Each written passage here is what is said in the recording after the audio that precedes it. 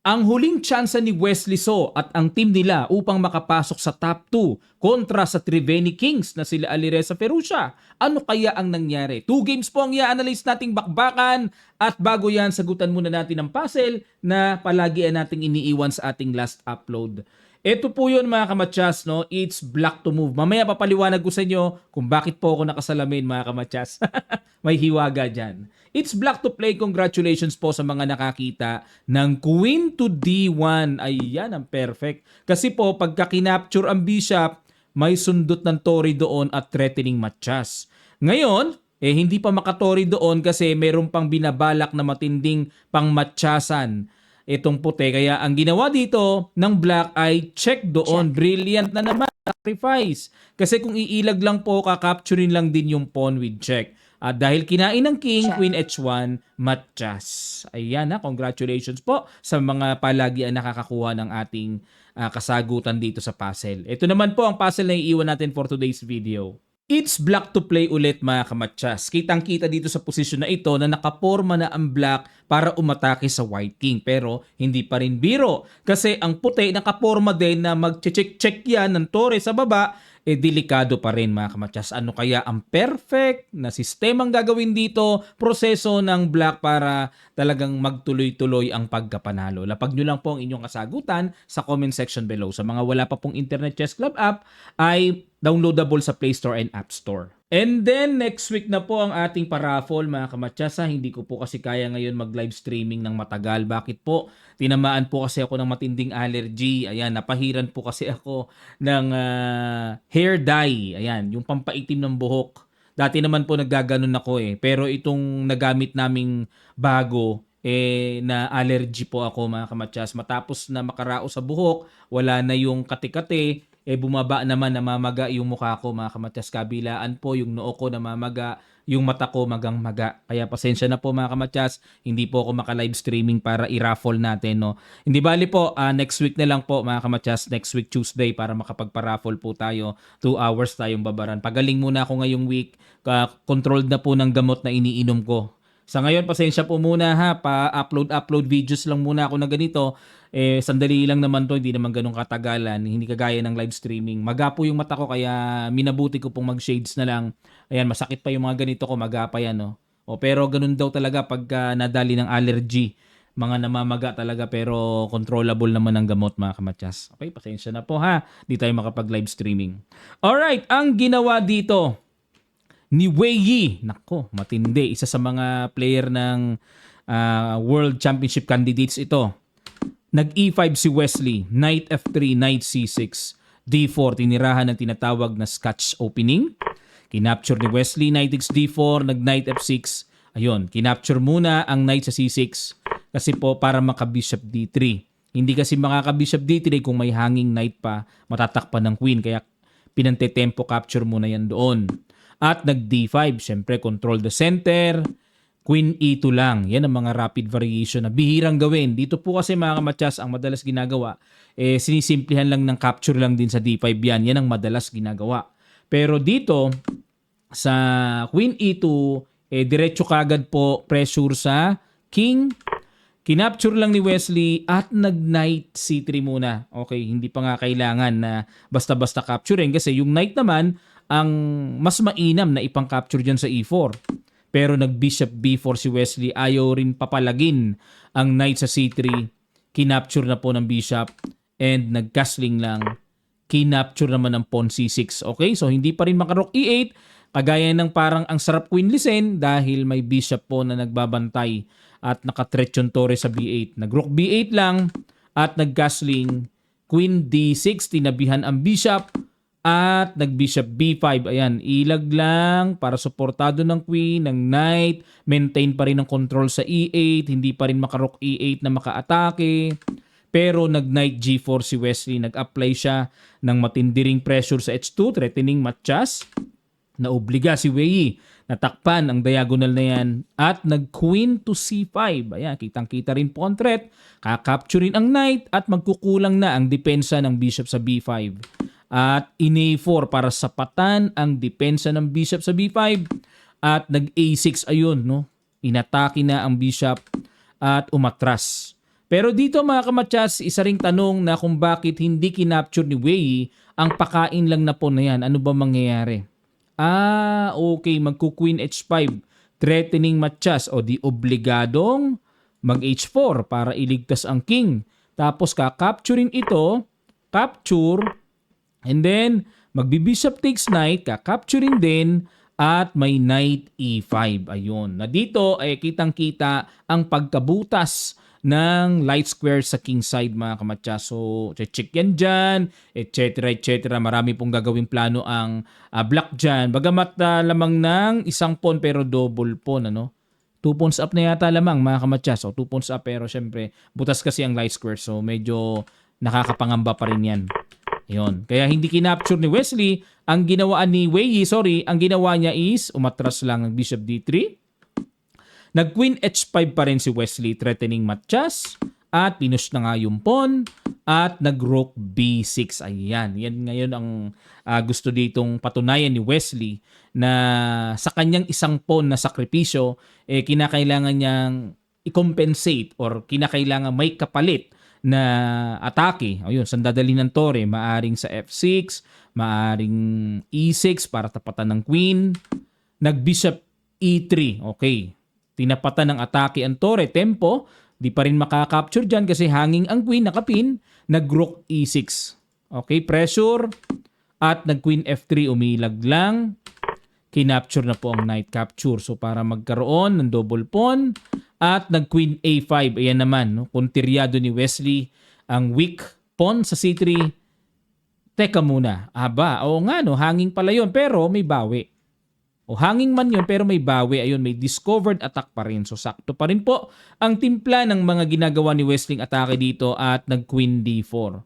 Okay, para depensahan ang pawn c3 at ang tore nakahang, obligadong tumakbo. Nag-rook e6 muna at nag-queen b4. Ayan, gusto naman dito ni Wei ma-repair ang kanyang pawn structure. Pag kinain, syempre mawawala po yung pagka-double pawn. Aayos na ang pawn structure. Umiwas si Wesley. Nako, kitang-kita. Pag queen d5, ang nakakatakot dito mga kamatya sa side ni Wei ay yung bishop b7. Ayun na nga, para atakihin ang light squares dyan papunta sa white king. Nag-rook d1 lang. Ayan, hindi pa maka-bishop b7 dito. Masyado pang late na late yan kasi mayroon na kagad bishop takes h7 na gagawing sakripisyo at lilipad ang queen na yan mga kamatyas. Kaya umilag muna, nag-queen f3 muna. So ito pa rin ang plano ni Wesley, bishop b7. Next move, threatening matyas. Check. Ayun, grabing ginawa. Gumano na pala talaga kain. Ay, oo nga, no? Kung tutuusin, hanging yun, ah. Pero nag-rook d3 muna. Pang-istorbo muna sa queen. Kasi nga po, papatong ng bishop doon, masyadong delikado. Inistorbo muna bago kainin ang rook sa f8. Grabing nakita ni Wei. Ano? Nag-queen to e4. Kinapture na. Bishop b7 at dahil nga po napaalis na yung queen sa f3, nagkaroon na ng pagkakataon si Wei na mag f3 para takpan ang paparating na dangerous matyas. Nag-queen to e5, threatening, pawn g3, nag-rook dito lang. Another good idea by Wei kasi pag kinapture nga po ito, haharangan ng tore na may threat pa doon. So may mga ganun-ganung panggulo. At nag-rook f6 lang. Pero dito po kung titignan nyo sa posisyon na to kasi itong rook f6 considered na bad move si Wesley dahil tumaas ang evaluation bar, naging plus 2.47 na. Samantalang kung ang ginawa daw ay rook to g6, negative 0.09 pa. Ibig sabihin, slightly better pa nga ang black kung tutuusin. Ayan o, yan pala, tapatan lang para ipangkain dyan. Ngayon, pag nag-rook g2, and then may queen e3 check. Halimbawa, mag king h2. Silipin lang po natin sandali mga kamatyas ha. O pag kinapture ito, bishop takes. Balik na sabay c4. Oo nga. Di hamak na napakainam nito dahil hindi na quality down si Wesley. Passive pa ang tore ng puti dito mga kamatyas. Na passive pa. Ibig sabihin humina ang function. Mangyari, dumidepensa lang. Diba? Yan, pasensya na kayo dito para kung may beke may para kung may beke ito pang isa. Yung noo ko po maga Pasensya na. Pero check. May awa ang Diyos, gagaling din po yan. Okay, balik tayo. So, kaso ang ginawa dito ni Wesley is Rook F6. Yan ang tiniret niya, yung F3, hindi yung G3. At nag-King H2. Ayan, kumbaga tanggap ni Wei, sige, iyon na yung F3 na yan, pamigay na. At importante ay masuportahan ang pawn sa G3. Kinapture ang pawn sa F3. Nag-Rook DF2. Rook F4. Wow. Bakit gumanon? Rook F4. Pag kinain, naku, delikading ang puti pag kinain. Pag hindi naman po kinain, may Rook takes H4 pa rin. Yun lang. Paano kung ito ang kainin? Yan. So dito po pala isipan sa ginawa ni Wesley. Hanging ang tore, hanging ang bishop. Pero alin dyan ang pinakamainam na timpla? Time check tayo. Mahaba pa oras ni Wei. May sapat pang mag-isip. Ayun, nakita po ni Wei ang brilliant move, protection. Queen D8 lang para pang-suporta sa Rook H4. May Queen H4 na paparating. Grabe. Ako nga po, ang iniisip ko dito, mga kamatyas, ang nakikita ko lang sa ngayon. Etong Rook takes Bishop lang eh. Yan lang ang parang nakikita kong mainam na itira. Pero ipakita ko na rin po sa inyo, Ipakita ko na rin sa inyo para mas magliwanag po sa atin. Pag kinapture kasi yan, kakapturing yan, Queen takes F4, automatically po talo kagad ang puti.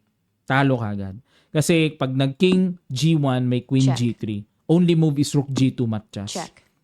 Para po maliwanag lang, pakita ko sa inyo, Pag kinapture naman to, capture, pag dito naman umangat, may ganun pa rin. Ganun pa rin. Diretso kagad, matchas sa ilalim. Okay, nakita nyo po, mga kamatchas, Yan. Check. Napakatindi. At after Rook F4, kung ito naman ang gawin, yan lang ang nakikita ko na okay, very easy lang pala. Kahit kainin lang pala, kain-kain, and then after check dito, oo nga, very easy. Very easy, ayan. Equal, mga kamatsas.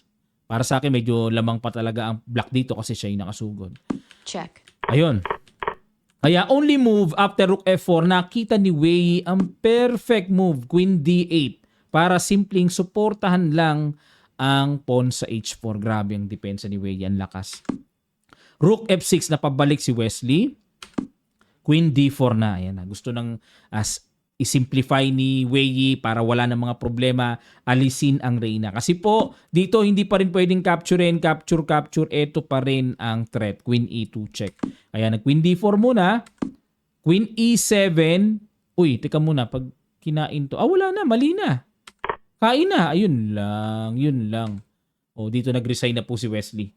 Grabe. Kasi kapag kinain to, akala niya may Queen E2 check pa rin Wala na. May ganun na May balik na O kaya kahit Rook F2 lang kasi may Queen ng suporta. Ayun, mga kamatsas, ginawa po ni Wesley. Kailangan in a must-win situation. Binalagbag na niya pero wala pa rin. Hindi pa rin kinaya ang lakas ng kalkulasyon ni Wei, mga kamatsas. At yung crucial nito, yung sa top board nila between Alireza Firouzja and MBL, mga kamatsas, dikit na dikit lang ang kanilang match score dito, mga kamatsas. Mamaya papakita ko po sa inyo ang kanilang match score. At dito muna tayo, Alireza Firouzja versus MBL, ang kanilang mga top boards fight. White dito si Firouzja, black si MBL. Bago tayo magsimula, mga kamatsas, mabanggit ko lang po, nakalimutan ko kanina, yung atin namang for next week, i-combine ko na lang for this week po na raffle natin. For next week natin, raffle natin for Internet Chess Club, ay ang gawin nyo pong missions ay pakitapos nyo yung weekly puzzle solver, 50-50, 50 over 50, and yung bronze, okay, sa puzzle quest natin, mga kamatsas. Kailangan po kayo ay maka-bronze. Ayan, dalawa po, and then screenshot, katunayan, upload nyo po sa Google Form na makikita nyo ngayon sa baba sa comment section below, mga kamatsas, para makasali po kayo for this week task para sa next week natin live streaming Tuesday. Ayan, pag magaling-galing na po ako, mga kamatsas, go na tayo sa live streaming. Sa ngayon po, pagaling pa ako, mga kamatsas, kirat-kirat pa mata ko, maga yung mata ko, mga kamatsas, hindi ko po maipakita sa inyo, medyo nakakahiya ang itsura, kaya nagsalamin lang po ako. Okay, white dito, si Firouzja ang ginawa, nag-E4 kay MBL. Sicilian na naman ang pinangsalubong. At D6, nako, favorite na naman ni MBL ang pinasok. Yung kanyang legendary Sicilian Najdorf.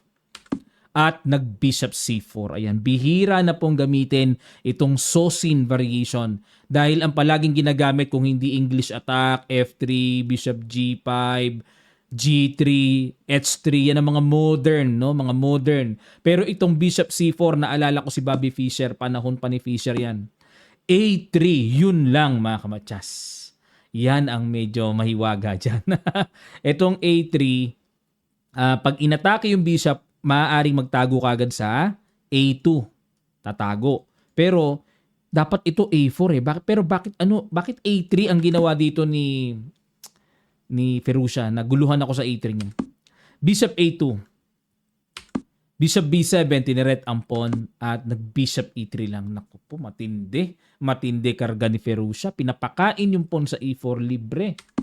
Knight C6 lang si MBL. Pero alamin po natin mga kamatsas, what if mag-knight takes E4? Nandyan na yung bishop nakatutok na rin.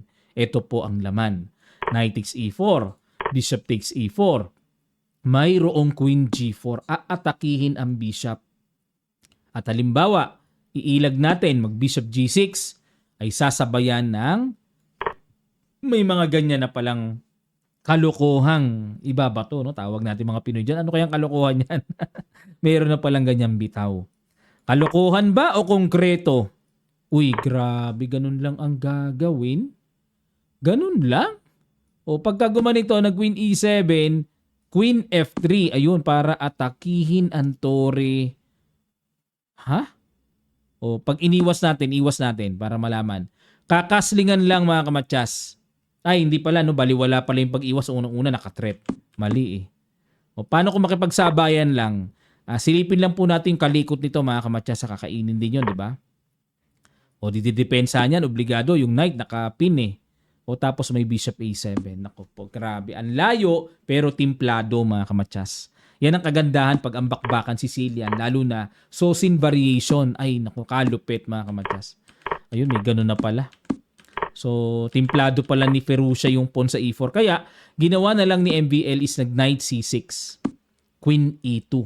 Pagka gumanyan po, bagamat bakante na ang king side, ang gusto ng puti dyan ay mag-castling queen side. Nagbabadya na dyan magka-castling.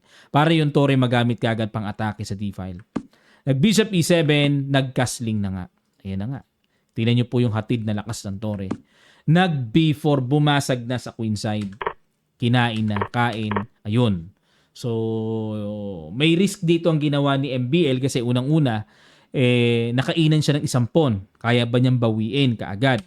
Nag-queen B8, ayun. Pinuntahan niya kaagad para mabawi niya kaagad. Pero ayaw na ni Ferruccia. Gusto panindigan ni Ferruccia na teka muna, hindi pwede. Suportahan ko muna yan. Paano mo babawiin? May hamon, ano? Nag-castling at nag-F3. Sinecure muna ni Ferruccia na solid na yung pawn E4. At nag-E5 na. Pang-istorbo sa tore na dumidepensa sa pawn. Nag-rook C4. Inatake ang bishop. Bishop B5. Pin. Ay, oo nga. Naku po, may sundot palang ganun. Ano? Lakas ah.